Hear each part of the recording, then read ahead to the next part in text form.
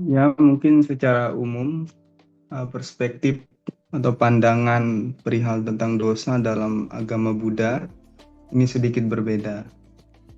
Kalau dosa dalam agama Buddha itu konteksnya itu adalah karma atau perbuatan. Kalau dosa secara umum kan mengarah kepada hal yang negatif, hal yang buruk.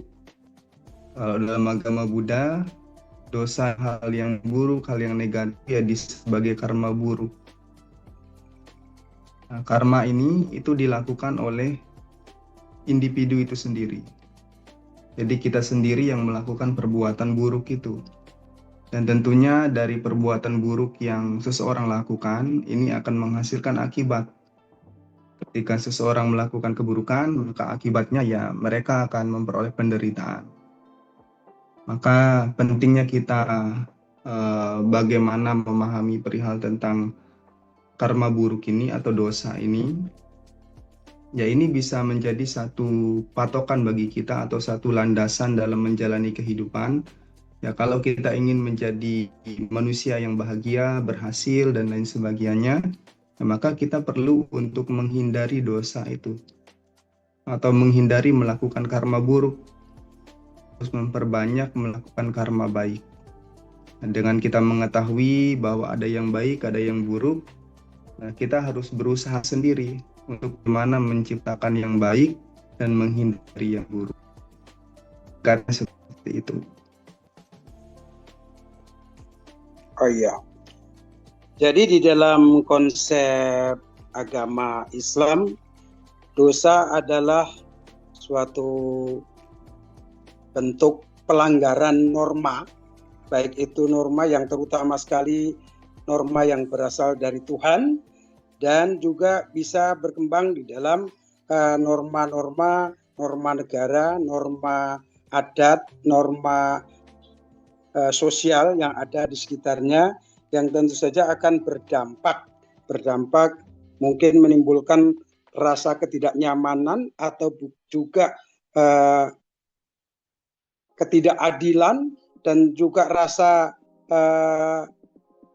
yang akhirnya memberikan rasa tidak baik dalam diri kita maupun di dalam masyarakat yang ada di sekitar kita.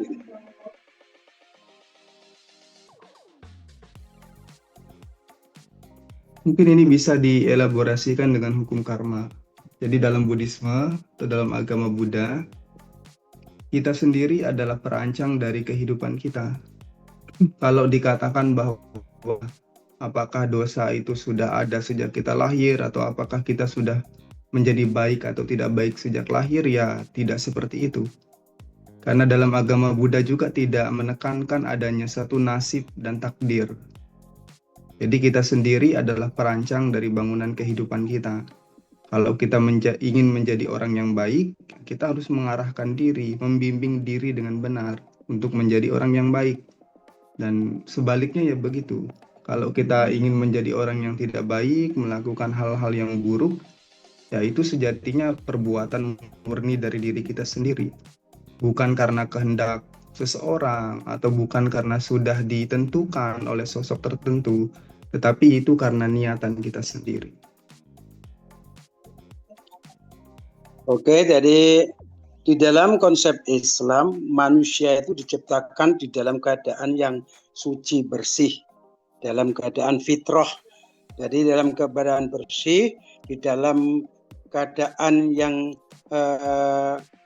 ciptaan yang dimuliakan oleh Tuhan. Namun dengan perkembangan yang ada di dunia yang dihadapi, karena banyak yang tergoda ataupun juga banyak yang terperdaya dengan kehidupan yang ada di sekitar, dan ego serta hawa nafsu yang akhirnya membawa manusia itu melakukan perbuatan dosa.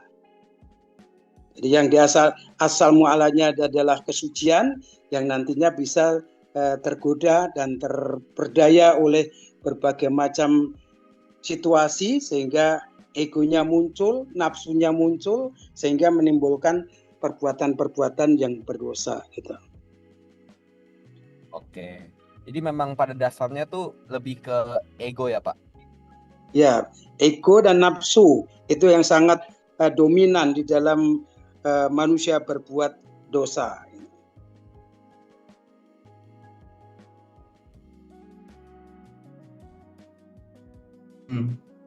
Dalam Buddhisme tidak ada istilah dosa diampun. Kalau dalam Buddhisme, apapun perbuatan yang kita lakukan, ketika kondisi kita berikan untuk perbuatan atau karma itu berbuah, ya maka dia akan berbuah. Dan tidak ada sosok yang bisa menghapus dosa seseorang. Karma itu ya akan terus berbuah apabila ada sebab dan kondisi yang mendukung. Jadi kalau kita ingin sukses, misalkan tujuannya sukses, ya kita harus memunculkan sebab atau ada aksi yang sejalan dengan tujuan kita untuk menjadi sukses. Kalau kita ingin karma baik berbuah, ya kita harus mengkondisikan sebab-sebab yang baik supaya karma baik itu berbuah. Dan kalau kemudian kita tidak menginginkan karma buruk itu berbuah, ya kita harus menghindari sebab dari karma buruk itu berbuah. Jadi dalam hal ini dosa atau karma buruk atau karma itu sendiri tidak akan bisa dihapus dan diampuni. Karena tidak ada sosok yang bisa menghapus dosa seseorang. Dalam agama Buddha, ya kita sendiri adalah kita sendiri yang akan menerima resiko dari apapun yang akan kita lakukan, entah itu yang baik atau yang buruk, maka perbuatan itulah yang akan kita warisi.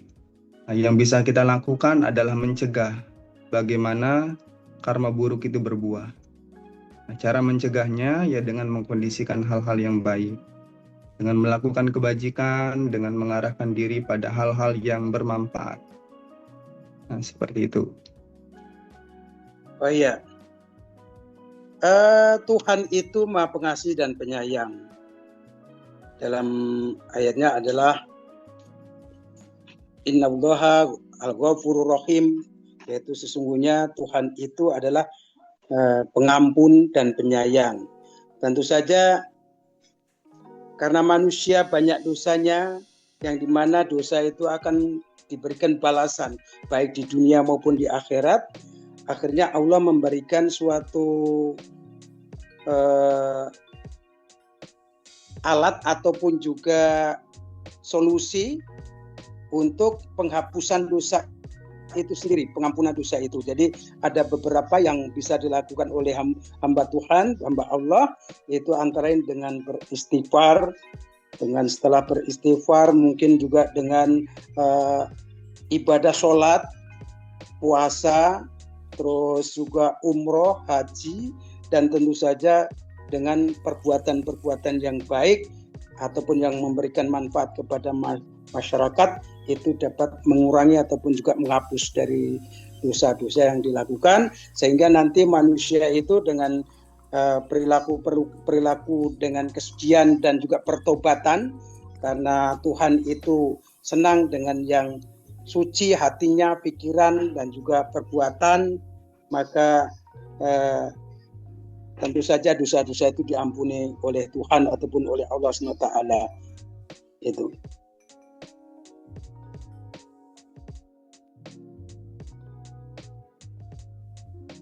Sebagai tidak hanya ada satu hal yang sangat penting untuk dilakukan, yaitu adalah membimbing diri dengan benar. Jadi membimbing diri dengan benar ini, terutama sebagai anak muda, itu sangat penting. Karena di luar sana ada banyak pergaulan yang bisa merusak, kemudian ada informasi yang belum tentu benar kita percayai, kita jadikan sebagai satu doktrin yang kita yakini sebagai benar. Padahal dengan kapasitas kita sebagai anak muda, kita bisa mencari informasi melalui banyak hal. Dan kita masih punya banyak tenaga, kita masih punya banyak waktu. Jadi kita harus lebih kritis ketika mendapatkan satu pernyataan, ketika mendapatkan satu pembelajaran dan lain sebagainya. Dan dalam hal ini membimbing diri dengan benar, yaitu sangat penting terutama bagi generasi muda. Karena generasi muda ini kan digadang sebagai penerus bangsa, generasi emas. Dan kalau anak mudanya sendiri tidak mampu membimbing diri dengan benar, ya semua itu tidak akan bisa tercapai. Membimbing diri dengan benar ini kan tergantung dari pengetahuan kita, apa yang kita yakini, kemudian berbagai bentuk pandangan-pandangan yang sudah kita pelajari. Nah, kita harus bisa menyaring lagi. Bagaimana, apakah ini baik atau tidak baik, apakah ini bermanfaat atau tidak bermanfaat, apakah ini membawa kepada kemajuan atau kemunduran, apakah merugikan diri sendiri atau orang lain. Nah, ini yang perlu kita cross-check lagi. Karena sebagai anak muda atau sebagai kaum muda ini, kita hendaknya bisa untuk menjadi trendsetter bagi generasi sebelumnya atau bagi generasi yang akan ada di masa yang akan datang. Jadi tentu saja peran serta partisipasi dari semua pihak, baik dari pemerintah maupun juga tokoh-tokoh agama apa saja, baik itu Islam, Buddha, Hindu, Kristen, Katolik, dan juga tokoh-tokoh masyarakat untuk dapat meningkatkan pendidikan yang bersifat moral, akhlak, dan tentu saja menurut agama dan kepercayaan masing-masing serta aturan budaya setempat itu harus lebih ditingkatkan lagi untuk memerangi dari gangguan-gangguan tersebut, karena semakin berat gangguan-gangguan yang ada di sekitar kita, sehingga tentu saja perlu peran serta dari para tokoh tersebut. Jadi kita orang Islam itu prinsipnya kalau orang beragama lain itu beragamanya benar, tentu orang Islam bisa tenang sehingga bisa aman damai. Demikian juga kalau orang yang beragama Islam itu beragama dengan cara yang baik, tentu saja orang-orang di sekitarnya itu bisa menjalankan ibadah dengan baik dan tenang, karena di dalam prinsip Islam adalah al-Islam dinul rahmatan lil alamin. Al-Islam itu adalah agama yang merupakan rahmat bagi seluruh alam, bukan hanya bagi orang Islam saja, tapi dengan manusia-manusia di sekitarnya, bangsa-bangsa di sekitarnya, dan juga makhluk-makhluk di sekitarnya. Terima kasih, seperti itu gambarannya, Bang.